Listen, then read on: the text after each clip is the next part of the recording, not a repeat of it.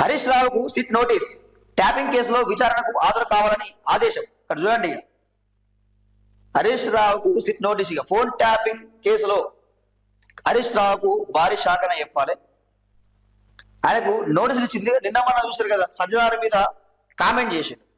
ఈ phone tapping SIT chief ఇప్పుడు సజ్జనారే.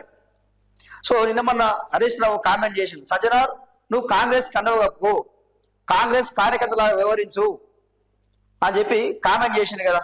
So ఆ కామెంట్ చేసిన తర్వాత ఇప్పుడు అదే సిట్ నుంచి నోటీసులు వచ్చినాయి. సిఆర్పిసి సెక్షన్ 160 కింద అందజేత మంగళవారం ఉదయం 11 గంటలకు రావాలంటూ సోమవారం రాత్రి నోటీసు. నార్సింగ్ నివాసంలో సిబ్బందికి అందజేత. సిద్దిపేట పర్యటనలో ఉన్న మాజీ మంత్రి హరీష్ రావుకు నోటీసు ఇదే తొలిసారి అంటూ మనం చూస్తా ఉన్నాం. సో హరీష్ రావుకు సుప్రీంకోర్టులో ఫోన్ ట్యాపింగ్ విషయంలో శశిధర్ గౌడ్ వేసిన పిటిషన్ కొట్టేసింది సుప్రీంకోర్టు. కొంత ఊట లభించింది అని చెప్పి పేపర్ స్టేట్మెంట్ మనం అందరం చూసారు. సో ఇప్పుడు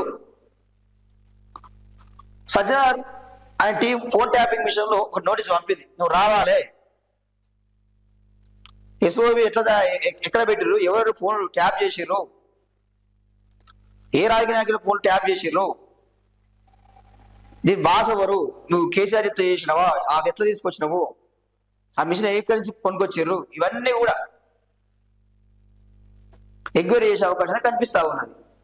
సో ఇది ఇప్పటి వరకు కూడా హరీష్ రావుకు క్లీన్ చీట్ ఉంది, అంటే ఎక్కడ కూడా అవినీతి మచ్చ లేకుండే. ఈ మధ్య కవిత చూసుకుంటే చాలా ఆరోపణలు చేసింది, కాళేశ్వరం అవినీతి చేసింది హరీష్ రావే, ఫోన్ ట్యాపింగ్ లో పాల్పడింది కూడా హరీష్ రావే అని చెప్పి ఆమె స్పష్టంగా ఆరోపణలు చేసింది. ఆఖరికి నా ఫోన్ ట్యాప్ చేసిరు, నా భర్త ఫోన్ ట్యాప్ చేసిరు, సిగ్గుందా అని చెప్పి కూడా ఆమె మాట్లాడడం మనం చూసాం, ఆరోపణలు చేయడం చూస్తా ఉన్నాం. సో దీని వెనుక ఏంటి మరి, హరీష్ రావుకు ఫోన్ ట్యాపింగ్ నోటీసులు ఇవ్వడం వెనుక ఉద్దేశం ఏంది అంటే జైలు పంపాలనుకుంటారా? కేసీఆర్ని, కేటీఆర్ని, హరీష్ రావుని వీళ్ళకి జైలుకు పంపాలనే ఆలోచన ఏమైనా ప్రభుత్వానికి ఉన్నదా? లేకపోతే ఇలాంటి నోటీసులు ఇచ్చి బైరాం చేయాలనే ఆలోచన ఉన్నదా? సో చాలా ప్రశ్నలు తలెత్తుతా ఉన్నాయి. ఫోన్ ట్యాపింగ్ కేసులో సంచలనం చోటు చేసుకుంది. మాజీ మంత్రి హరీష్ రావుకు ప్రత్యేక దర్యాప్తు బృందం సిట్ నోటీసులు జారీ చేసింది. మంగళవారమే అంటే నేడు జూబ్లీహిల్స్ పోలీస్ స్టేషన్ లోని సిట్ కార్యాలయంలో విచారణకు హాజరు కావాలని సోమవారం రాత్రి సిఆర్పిఎఫ్ సెక్షన్ 160 కింద నోటీసులు ఇచ్చింది.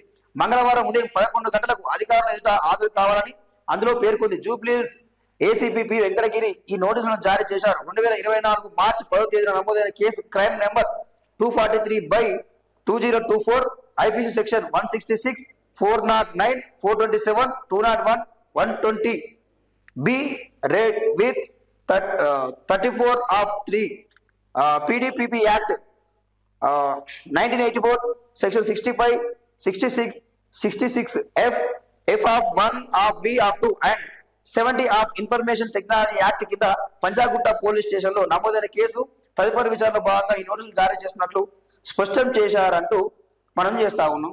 ఇక్కడ వార్త చూస్తా ఉన్నాం. చూడండి ఎన్ని సెక్షన్లు,